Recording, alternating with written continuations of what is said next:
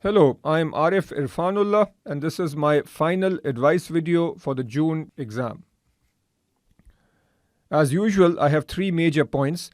The first one has to do with rest. Now, the idea is that you have your exam on Saturday and this is going to be a 6-hour exam. You want to be as fresh as possible for this exam. So this means that you should try and get a good night's rest on Friday night. But if you are like most people, you will probably be anxious over here and might not be able to sleep very well. Therefore, it is essential that Thursday night you sleep as well as possible. Now, if you have a good night's rest on Thursday, even if you don't sleep that well on Friday, you will still be fresh for your exam on Saturday. The second point has to do with revision. At this stage, you should not be learning anything new.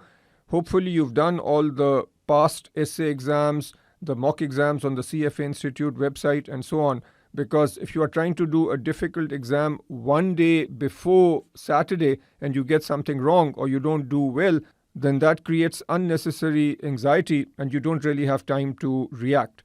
So the best thing to do at this point is to go over the questions that you've done in the past, to go over your mistakes. Make sure you learn from your mistakes so that you don't make the same mistakes on exam day. Also, make sure you know your formulas and your facts really well, because there will be several questions on the exam where you will have to use those facts and formulas. So if you know those facts and formulas well, then many questions on exam day become relatively easy. The third point has to do with managing your time. Now, this is particularly important at level 3. I have seen many candidates over the years who had no issue with time at level 1 or level 2. But at level 3, with the essay exam, they struggled.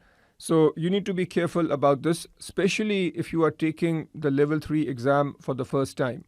With every question, there will be an allocated amount of time. You need to be aware of that time and do everything possible to stick to those time limits. One of the most senseless things to do would be to spend too much time on a few questions and then leave out some other questions totally. You must attempt every single question and give every question its due time.